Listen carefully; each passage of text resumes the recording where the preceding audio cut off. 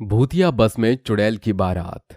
उजाला नगर के एक छोटे से गांव में चित्रा अपने पति हरिओम के साथ रहती थी। उनकी शादी हुए 3 साल हो चुके थे, लेकिन शादी के 3 साल बाद भी उन्हें माँ बाप बनने का सुख नहीं मिला था।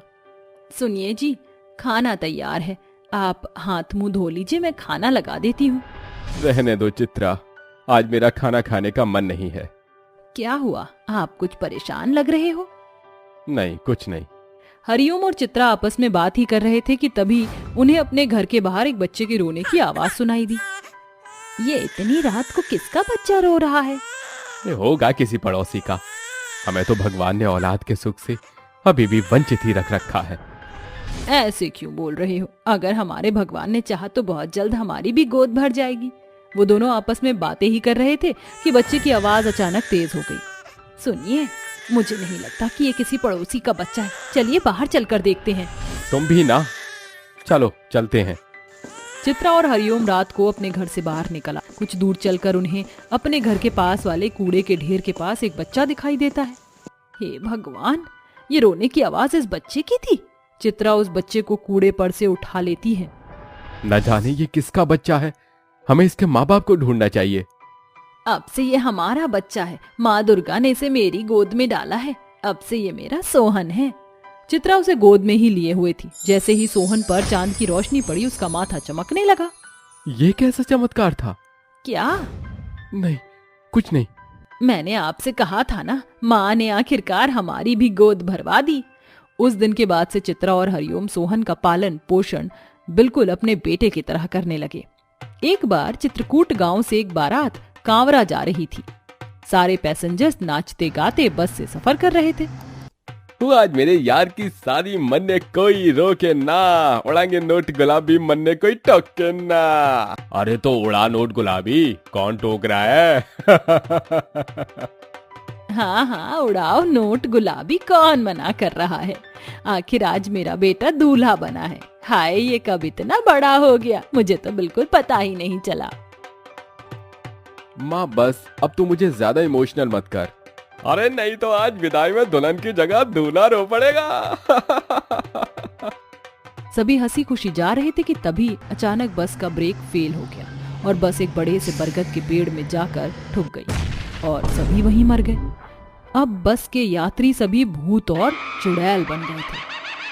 अब इस हादसे को हुए 17 साल बीत गए थे।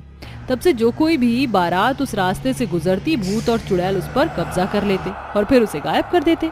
अरे मैं अपनी बेटी की शादी करने की सोच रहा हूँ।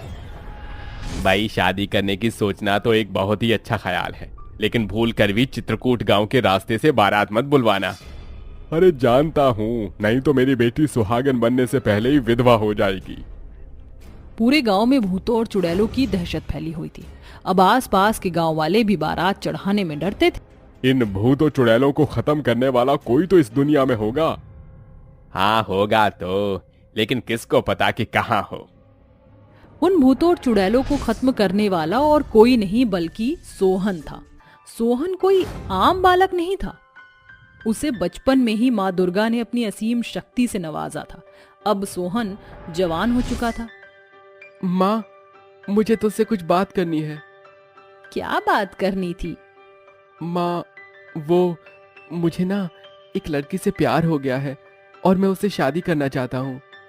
चित्रा पहले सोहन को घूर कर देखती है और फिर जोर जोर से हंसने लगती है। तो ये बात तो मुझे इतना डर के क्यों बता रहा है? कौन है वो खुशनसीब जिसे मेरे बेटे ने पसंद किया? माँ, वो पास के गांव में ही रहती है और मैं उससे वादा कर चुका हूँ कि मैं उसके घर गाजे बाजे के साथ बारात लेकर पहुंचूंगा। हे भगवान, नहीं बेटा, ऐसा मत करना। तू भले ही उस लड़की से शादी कर लेना, मगर बारात नहीं। माँ, बारात ले जाने में क्या हर्ज है? मैं तय कर चुका हूँ, अब मुझे कोई नहीं रोक सकता। चित्रा को अपने बेटे की जिद से मजबूर होकर हामी भरनी पड़ती है। ऐसे ही दिन बीत गए। आज सोहन की शादी का दिन था। बेटा, अभी भी सोच ले, मेरा दिल बहुत घबरा रहा है। माँ, तू बिल्कुल चिंता मत कर, तेरा बेटा है ना, मैं सब संभाल लूंगा। गाजे बाजे के साथ बारात निकल जाती है और चलते चलते सभी हादसे वाले रास्ते पर पहुंच जाते हैं। तभी वहां पर भूत और चुड़ैल आ जाते हैं और पूरी बस पर अपना कब्जा कर लेते हैं। मैं किसी को भी नहीं छोड़ूंगा। छोड़ने को बोल भी कौन रहा है? हम किसी की भी बारात को जिंदा नहीं जाने देंगे। बिल्कुल माँ। अरे देखो तो, दूल्हा अपनी दुल्हन को लेने जा रहा है। अरे वाह, दो दो दूल्हे साथ में, एक जिंदा और एक मरा हुआ। एक फोटो तो बनता है। हाँ बहन, खींच। और सुन, स्नैपचैट में खींचना, मैं अपने इंस्टाग्राम पर अपलोड कर दूंगा। हाँ हाँ, क्यों नहीं, मैं भी हैशटैग बनाकर डालूंगी कि इंसानी और भूतिया दूल्हा साथ साथ। इन सब में हमें मत भूल जाना।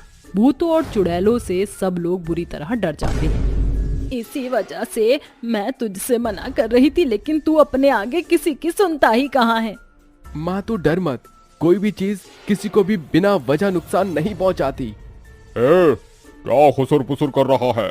पहले तो मुझे ये बताओ कि तुमने मेरी बस पर कब्जा क्यों कर रखा है? क्या पिछले जन्म में कोई डाकू वाकू थे तुम लोग? तेरी इतनी हिम्मत कि तू हमसे ऐसे बात करे? कौन है तू? तुम्हारा विनाश। सोहन के ऐसा बोलते ही भूतों और चुड़ैल उस पर झपटते हैं, लेकिन वो उसका कुछ भी नहीं बिगाड़ पाते। सोहन एक चुटकी बजाता और सभी बस के पैसेंजर सो जाते हैं। ये तूने कैसे किया? मैं चाहूँ तो तुम्हें एक झटके में खत्म कर सकता हूँ, लेकिन मैं ऐसा करना नहीं चाहता। कौन है तू? सोहन अपनी आंखें बंद करता है कि तभी उसके माथे में चांद की आकृति बहुत तेज चमकने लगती है। भूत और चुड़ैल ये सब देख बहुत डर जाते हैं। तू तू तू मुझे कोई आम इंसान नहीं लगता है। भगवान ने मुझे बहुत सी अलग शक्तियों से नवाजा है, शायद उसका कारण तुम लोग ही हो। अब तो मुझे जल्दी से अपनी मुक्ति का साधन बता दो, नहीं तो अच्छा नहीं होगा। मैं बताता हूँ। विजय अपनी पूरी घटना सोहन को सुना देता है। और अगर कोई हमारे बारात की बस में पड़े शरीर को अग्नि दे दे तो हमें मुक्ति मिल जाएगी। इतनी सी बात? मुझे बताओ बस कहाँ है? वो तो हम भी नहीं जानते। सोहन अपनी आंखें बंद करता है और फिर भागा चला जाता है। तुम कहाँ जा रहे हो? कुछ दूर भागकर सोहन को बस दिखाई देती है और वो बिना देर किए अपनी जेब से लाइटर निकाल कर उस बस में आग लगा देता है। सभी भूत और चुड़ैल आंखों ही आंखों में गायब हो जाते हैं। तो मुझे भगवान ने इन शक्तियों से इसीलिए नवाजा था। सोहन वापस आ जाता है और बस में आकर फिर से चुटकी बजाता है। अरे आप सब इतने डर गए थे कि सो ही गए। चलिए, मेरी दुल्हन मेरा इंतजार कर रही है। लेकिन वो भूत और चुड़ैल कहाँ गए? अरे वो अब कभी नहीं आएंगे पापा।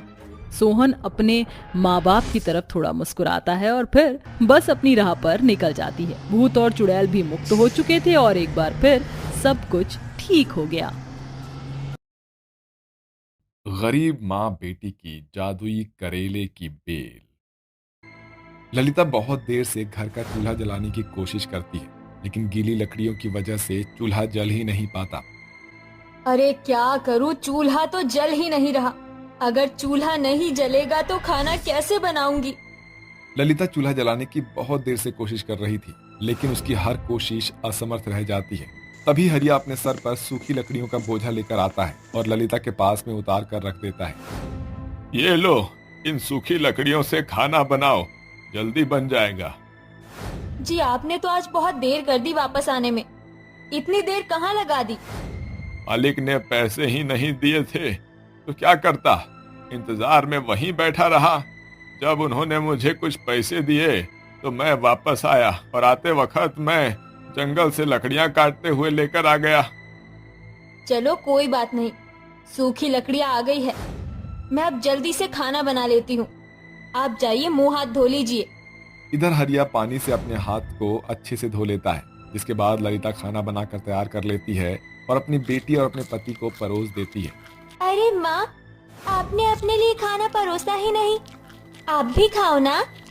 अरे मैंने तो पहले ही खा लिया था, बहुत जोरों से भूख लगी थी, पेट में चूहे दौड़ रहे थे, तो मैंने चूल्हे पर ही बैठकर खाना खा लिया।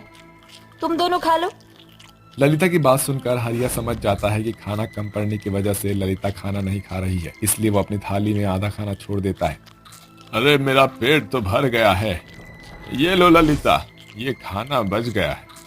हरिया अपने खाने की प्लेट ललिता के आगे सरका देता है, जिसके बाद ललिता रसोई में जाकर बचा हुआ खाना खा लेती है।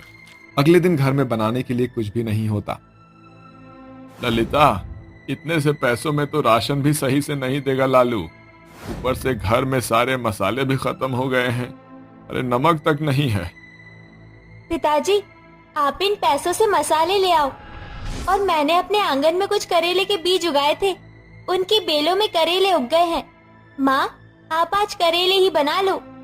ललिता अपनी बेटी नंदिनी को प्यार करती है। चिंता मत कर बेटी, ये वक्त भी गुजर जाएगा और सब कुछ ठीक हो जाएगा। ललिता आंगन से कुछ करेले तोड़कर उन्हें ही बना लेती है। वहीं हरिया भी मजा ले लेता है और उसके बाद खाना खाने के कुछ ही क्षण हरिया अपने काम के लिए निकल जाता है। ललिता घर के कामों में लग जाती है। वहीं नंदिनी करेले की बेलों को पानी देने लगती है। काश के हम अमीर होते, हमारे ऊपर ये गरीबी ना होती। या फिर काश मैं कोई जादूगर नहीं होती तो इन करेलों को जादुई करेले में बदल देती। नंदिनी ऐसा सोचकर बेलों को पानी देकर वहां से चली जाती है, लेकिन एक जादूगर ने उसके घर के ऊपर से उड़ते हुए ये सब सुन लेती है। इतनी प्यारी बच्ची है और कितना अच्छा सोचती है, क्यों ना मैं इसका सपना पूरा कर दूं। मैं इन करेले की बेलों को जादुई करेले की बेल बना देती हूँ। जादूगरनी ऐसा कहकर अपनी छड़ी घुमा देती है और करेलों को जादुई करेले की बेल बना देती है, जिसके बाद वो वहां से गायब हो जाती है। अगले दिन भर वो बेले हर मिनट के हिसाब से बढ़ने लगते हैं और रात तक वो खूब बड़े हो जाते हैं। अगले दिन जब सवेरा होता है तो करेलों की बेल घर की खिड़की और छत से घर के अंदर पहुंच जाता है। हे भगवान, ये सब क्या है? हमारे घर में ये सारी करेले की बेल कहाँ से आई? माँ, कल तो आपने सारे करेले की बेल ऊपर से तोड़ लिए थे। ऊपर से ये बेल भी बहुत छोटी थी, लेकिन अचानक इतनी बड़ी कैसे हुई? अरे अरे, चिंता क्यों करते हो? अरे मैं हूं ना, इन सभी बेलों को घर में से काट देता हूँ। इतने में ललिता तुम खाने के लिए कुछ बना लो। हरिया सारी करेलों की बेलों को काट देता है, जिसके बाद वो खाना खाकर काम पर निकल जाता है। उस दिन भी उनके घर का सारा राशन खत्म हो चुका था। दिन भर में वो बेलें भी बड़ी हो जाती है और फिर से घर के अंदर घुस जाती है। शाम को जब हरिया वापस लौट कर आता है तो फिर से उन बेलों को देखकर अचंभित रह जाता है। भगवान, ये तो किसी चमत्कार से कम नहीं है। खैर, अब हम क्या ही कर सकते हैं। ललिता, तुमने खाने में क्या बनाया है? कुछ भी नहीं बताया जी, मैं तो इंतजार कर रही थी। आप मालिक से कुछ पैसे लेकर आओगे? हर बार की तरह आज भी मालिक ने पैसे नहीं दिए। अब मैं क्या करूं? ललिता ये सोच ही रही थी कि तभी वो बेलों के ऊपर से कुछ करेले तोड़ लेती है। भूखा मरने से अच्छा है कि मैं इन करेलों को ही बना दूं। आखिर मेरी बेटी ने जो इतने प्यार से ये करेले उगाए हैं। ललिता अपने पति और अपनी बेटी को ऐसे चिंतित देखकर खुशी खुशी करेले बनाने लगती है। जैसे ही वो करेलों को काटती है तो उसके अंदर से सोने के बीज निकलते हैं, जिसे देखकर ललिता हैरान रह जाती है। अजी, सुनते हो? जरा यहाँ पर आओ और जरा ये देखो। मुझे तो लगता है कि ये सोना है। हरिया करेले के बीजों को उठाकर देखता है। अरे, इसमें लगने की बात नहीं है, ये तो सच में ही सोने के बीज हैं। लेकिन ये करेले के अंदर ये सोने के बीज कहाँ से आ गए? ललिता एक एक करके सारे करेले काट देती है और हर एक के अंदर से सोने के बीज निकलते हैं। ये तो किसी चमत्कार से कम नहीं है। मुझे तो विश्वास ही नहीं होता। आखिर मेरी फूल जैसी बच्ची ने जो अपने प्यारे हाथों से इन करेले की बेलों को उगाया था, ये सब इसी का फल है। माँ, लेकिन मैं नहीं जानती कि ये बेल जादुई बेल कैसे बन गई। बस मैंने तो इस बेल के सामने खड़े होकर ये कहा था कि काश ये जादुई बेल होती। लगता है भगवान ने तुम्हारी सुन ली। अब हमारी सारी परेशानियां धीरे धीरे खत्म हो जाएगी। उस दिन के बाद से हरिया और ललिता सोने के बीज निकाल उन्हें सुनार की दुकान पर बेच देते हैं और अपने घर की सभी जरूरत की चीजों को ले आते हैं। धीरे धीरे उनकी मुसीबत के दिन खत्म होने लगते हैं, जिससे गांव के चारों तरफ हल्ला मच जाता है। मैंने तो सुना है कि आजकल हरिया और उसकी पत्नी ललिता के पास खूब सारा सोना है, जिससे वो सुनार की दुकान पर बेचने आते हैं। अरे आजकल देखते नहीं हो कितनी महंगी महंगी साड़ियां पहनती है ललिता, लेकिन इतना सारा सोना इसके पास आ कहां से रहा है? वो दोनों ऐसे ही बात कर रहे थे कि तभी ललिता और हरिया घर से निकलते हैं और सुनार के दुकान की तरफ चल देते हैं। हो ना हो ये फिर से सुनार के पास ही जाएंगे और उसे सोना देंगे। आखिर हमें भी तो पता चले कि इतना सोना आखिर आ कहां से रहा है। चलो उसके घर में जाकर देखते हैं। कैलाश, लता और गोमती उनके घर में चले जाते हैं, जहां नंदिनी करेले की जादुई बेलों के ऊपर से करेले तोड़ती है और उन्हें छील कर उनके अंदर से सोने के बीज निकाल लेती है। ये देखकर गांव के लोग अचंभित रह जाते हैं। इतना सारा सोना, मुझे तो यकीन ही नहीं होता। अरे अरे, बहती गंगा में क्यों ना हम भी अपना हाथ डुबो ही दे।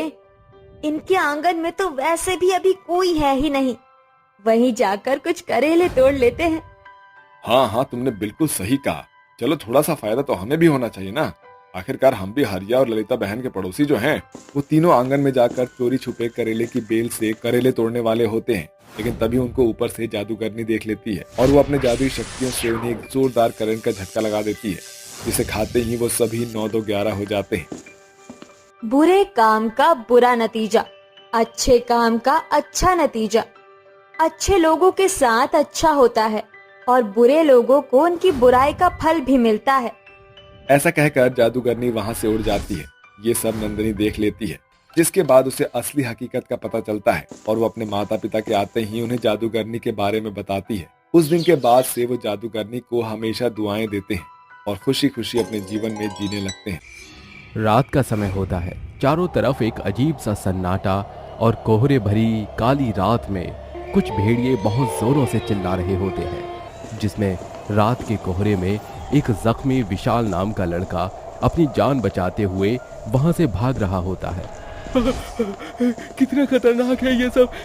हे भगवान, ऊपर वाले मेरी जान बचा ले। आज अगर तूने मेरी जान नहीं बचाई तो और न जाने इस रास्ते से गुजरने वाले लोगों की कितनी हत्याएं होने वाली है। विशाल रास्ते पर भाग रहा होता है, तभी उसे अजीब अजीब चुड़ैलों की हंसने की आवाज आती है। लगता है चुड़ैल परियां मेरा पीछा कर रही है। हे ऊपर वाले, आज मेरी मौत मेरे सामने खड़ी है। मुझे बचा ले उन चुड़ैल परियों से। विशाल की जान उसके हलक में अटकी हुई थी। उसके पूरे माथे से पसीना टपक रहा था। उसकी आंखें डर से लाल और गहरी हो चुकी थी। तभी उसके सामने अचानक से कई सारी चुड़ैल परियां प्रकट हो जाती हैं, जिन्हें देखकर विशाल बहुत ज्यादा डर जाता है। अरे ये क्या, आखिर ये चुड़ैल परियां मेरे पास आ ही गई। हमें क्या करूं? तुझे क्या लगा था कि तू हमारे चंगुल से निकल जाएगा? हम तुझे छोड़ेंगे नहीं। अब तुझे इसका भुगतान करना होगा। हाँ, इसको खाकर तो मैं अपना पेट भर लूंगी और ये सीधा मेरे पेट में जाएगा। नहीं, हमें इसे नहीं मारना चाहिए। इसे तो हमें पाताल लोक में लेकर जाना चाहिए। लेकिन तुम इसे पाताल लोक में ले जाना क्यों चाहती हो? ताकि इसकी मौत और भी दर्दनाक हो सके। चलो, इसे अपने पाताल लोक लेकर चलते हैं। नहीं, ऐसा मत करो। मुझे छोड़ दो, जाने दो मुझे। मैं पाताल लोक नहीं जाना चाहता। मेरी जान बख्श दो। ऐसा कहते कहते विशाल अचानक से नींद में से जाग जाता है और जोर जोर से चिल्लाने लगता है। छोड़ दो मुझे, जाने दो मुझे, छोड़ दो मुझे, जाने दो मुझे, मत मारो। तभी उसके पास एक अघोरी बाबा आता है और उसके माथे पर भभूत लगाकर उसे शांत करता है और कहता है, तुम जिंदा हो, चिंता करने की कोई बात नहीं है। अब तुम्हारा कोई बाल भी बांका नहीं कर सकता। क्या तुम मुझे बताना चाहोगे कि आखिर तुम्हारे साथ ऐसा क्या हुआ जो तुम पूरे 2 हफ्तों के बाद अब जागे हो? अघोरी की बात सुनते ही विशाल की आंखों में आंसू आ जाते हैं और फिर से उसकी आंखों में मौत का डर नजर आ रहा होता है। मैं उन्हें नहीं भूल सकता। उन्होंने मेरी जान लेने की कोशिश की।